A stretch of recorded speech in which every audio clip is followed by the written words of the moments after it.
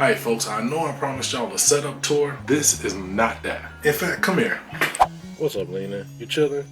You getting your rest and relaxation on? You're not feeling the paparazzi? Alright, let's chill. Alright, so currently this is my setup.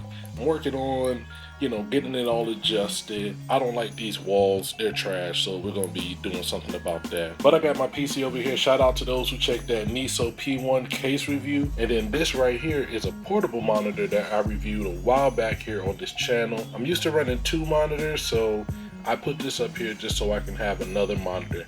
But today we're gonna switch this all up. And this is what we bring in this. This is a 15.6 inch portable monitor by InnoView. It's 4K. Let's go ahead and bust this wide open and see what's cracking.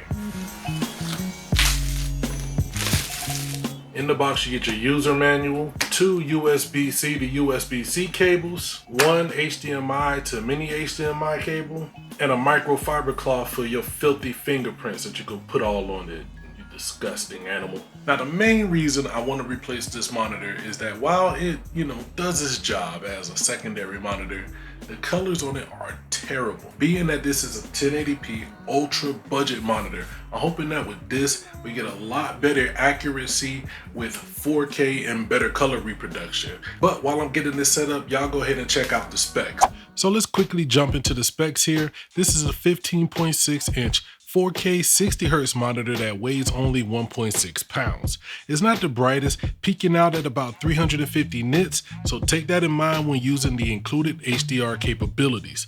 This is an 8-bit IPS panel with 1000:1 contrast ratio as well.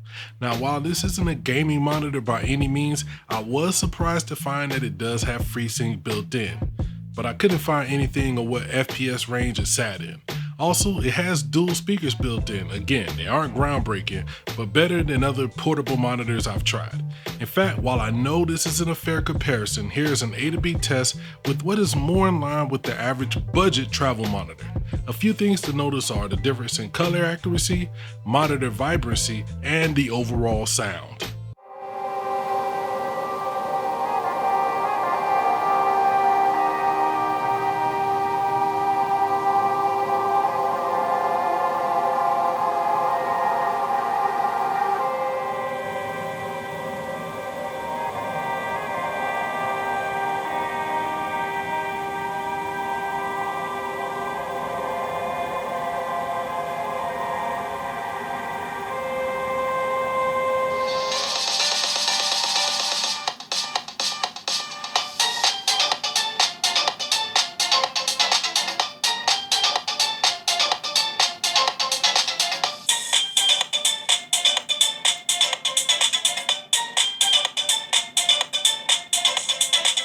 When it comes to I/O, if the monitor is facing you, on the left side you have your 2 USB-C ports and your mini HDMI. On the right side you have your power button, settings, and a headphone jack. You can see that the stand is built in, so you have different levels. You can come all the way back here, or you can have it more standing up more like that. All right, y'all, let's get into it. I've had a couple of days to play around with the monitor, and let me give you my overall thoughts.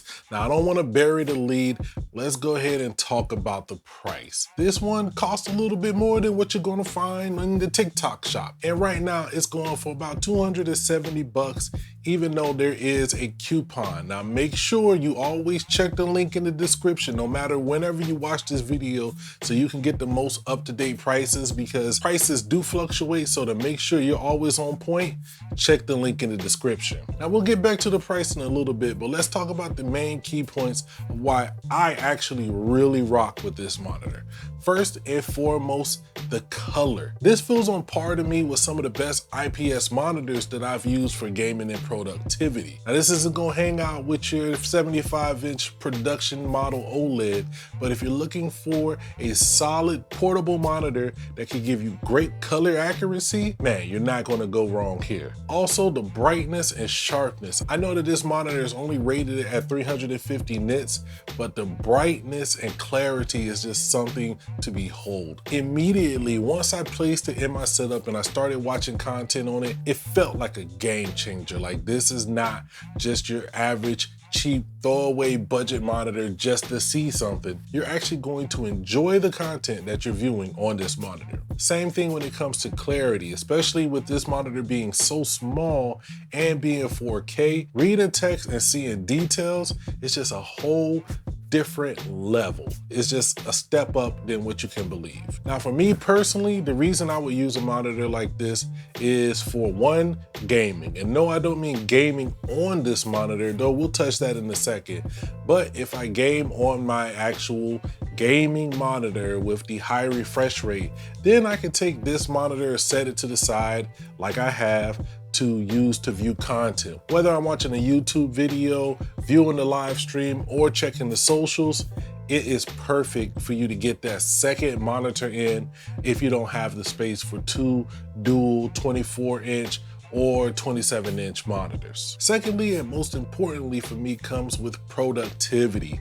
When I'm using DaVinci Resolve, I can have the main monitor as my overall workspace where I have my timeline, all of my elements, and can do my editing and chopping, but I use the secondary monitor as my output so that I can get a good visual of what it would look like when it hits YouTube and I'm watching it on a bunch of different devices. Now, bringing it back to gaming, I went and took my Steam Deck, placed it in the dock, ran the output to this 4K monitor. Now, you're not going to get 4K gameplay out of the Steam Deck, but you are going to get a nice, big, and bright, vivid image that you can take with you on the road. Maybe you don't have a big TV to hook up your Steam Deck to. Throw it in your bag, and boom, you have a much better than average gaming experience. But in the end, I would love to know what you think about this 4K portable monitor.